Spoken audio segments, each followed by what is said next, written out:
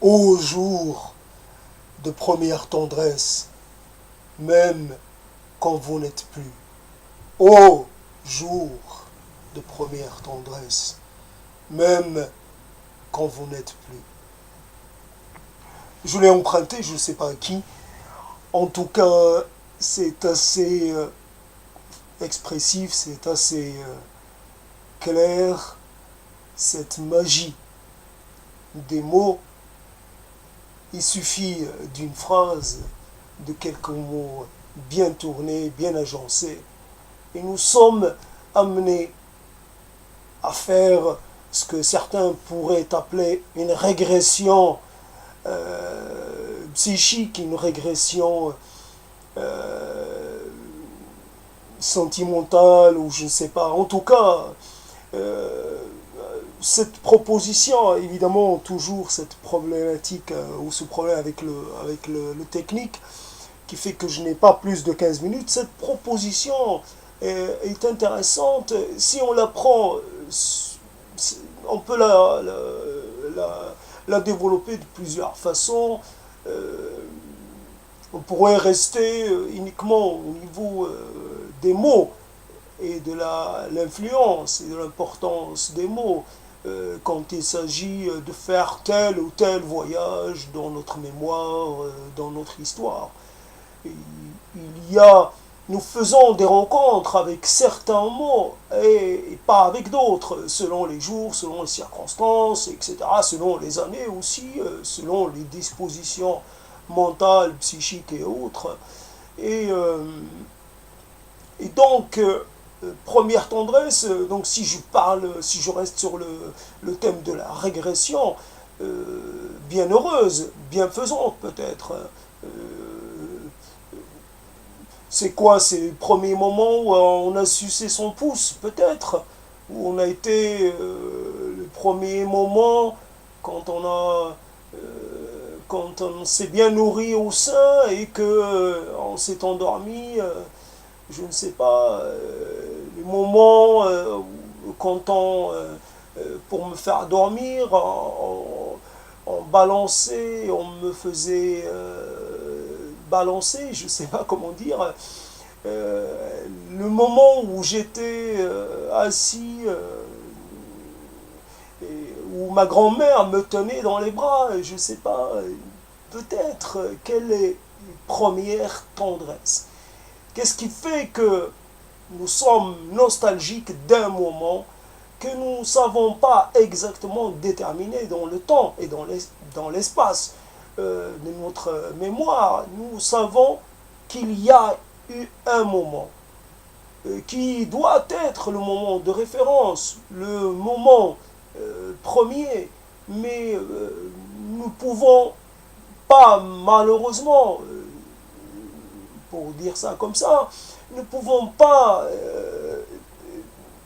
notre mémoire ne nous est pas ouverte de façon totale et nous n'avons accès qu'à certaines séquences et pas à toutes.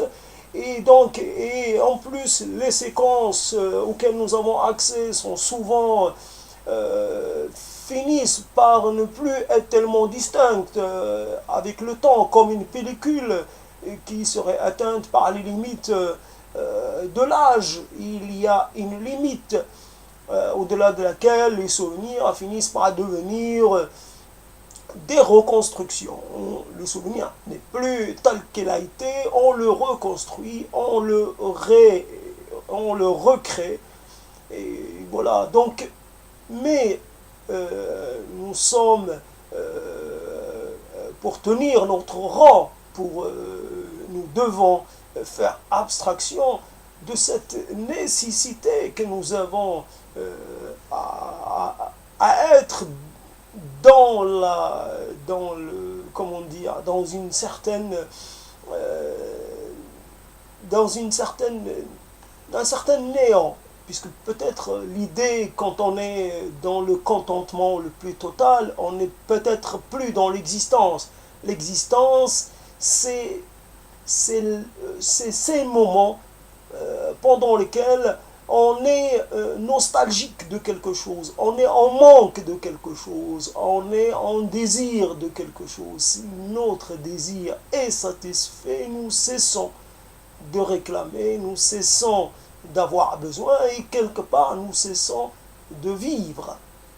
La vie est l'expression d'un besoin permanent, ne serait-ce que par la respiration, qui est évidemment la chose la plus manifeste, la plus régulière, la plus... Nous ne pouvons pas tenir au-delà de quelques secondes, sinon nous cessons d'exister pour de vrai.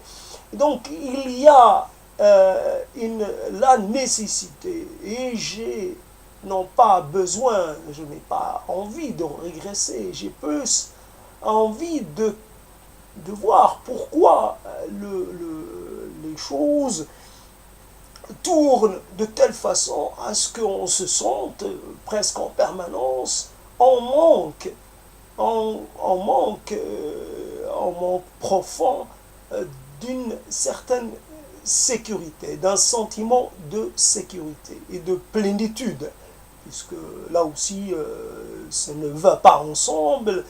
La sécurité c'est une chose, la plénitude c'est une autre, mais nous pouvons les faire cheminer ensemble, et l'idée est que il y a donc au jour de première tendresse, il y a un être, on imagine qu'il y a un être qui s'est penché sur nous à un moment donné, de façon totalement, j'allais dire désintéressée, mais de façon totale, de façon absolue, s'est penché vers nous et nous a inondés de sa tendresse, sans attendre de nous aucun retour.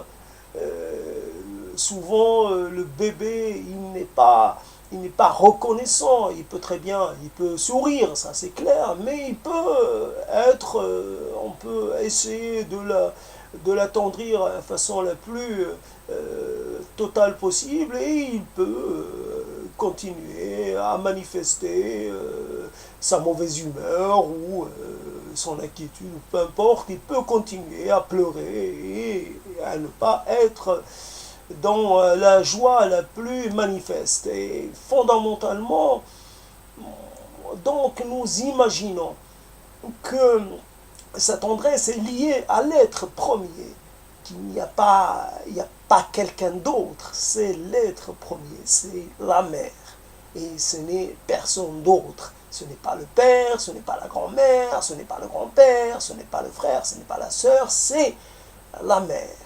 Dans cette relation que peut-être nous aimerions totale, cette relation définitive et à jamais continue. C'est cette rupture avec ces instants premiers, à cet attachement à la tendresse désintéressée de la mère, à la tendresse absolue de la mère. Donc les premières tendresses, c'est lié à la mère. Nous faisons adultes l'expérience d'une tendresse provisoire. Nous faisons la connaissance de gens qui éprouvent des sentiments forts, mais qui à un moment ou à un autre se détournent de nous et n'ont plus pour nous qu'indifférence, voire haine et hostilité. La mère est une promesse d'un amour dévoué, un amour éternel, un amour que rien ne vient contrarier. C'est cela les instants de première tendresse, et d'éternelle et d'absolue tendresse. Même quand vous n'êtes plus, évidemment, voilà l'idée, c'est lié ensemble. Première tendresse, c'est la première tendresse. Et cette première tendresse, elle est obligatoirement située dans le temps et dans l'espace. Et là, peut-être qu'elle doit cesser, mais elle a cessé. Et c'est ce référentiel, et c'est ce roman des origines, et cet instant premier qui peut-être nous pouvons toujours être quelque part dans un sentiment. Nous avons peut-être des moments de sentiment de ne pas être tout à fait bien et nous ne savons pas le pourquoi, nous ne savons pas expliquer cela et peut-être il faut faut ramener ce sentiment particulier à ce manque-là, à cette absence-là. Nous pouvons poser la question, savoir si nous avons gagné dans l'affaire, à nous être émancipés,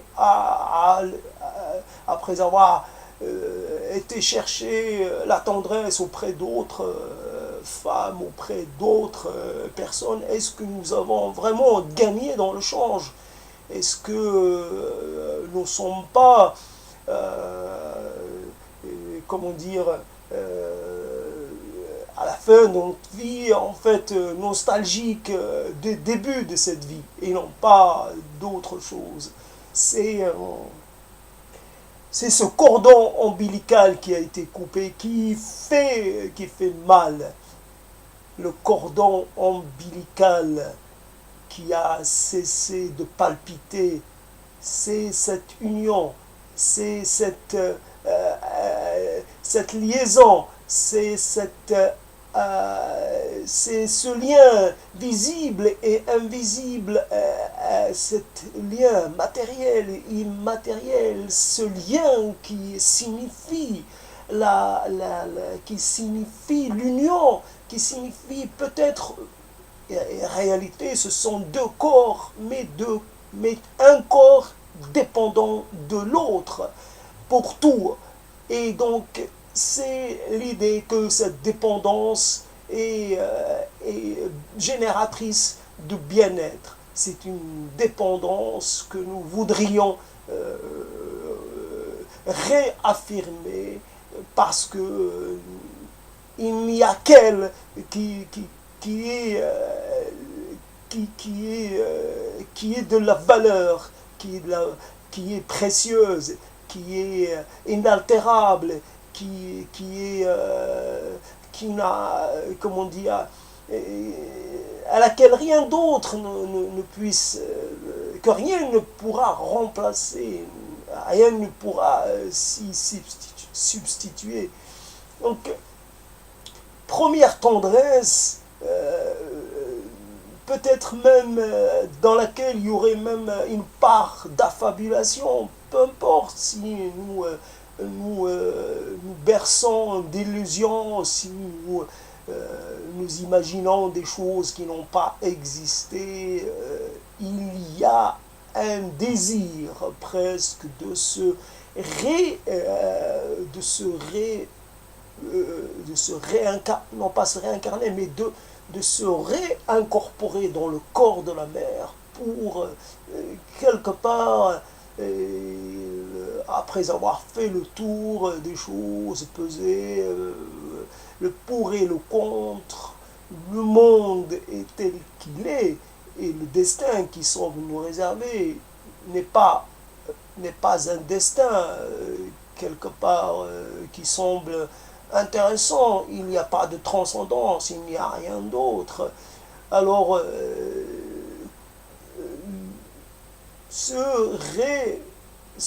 réincorporer au corps originel pour entendre ce cœur qu'on a entendu, ces premiers sons qu'on a entendus, ces premières respirations qu'on a entendues, cette chose, ce lien invisible et inaltérable avec ce corps.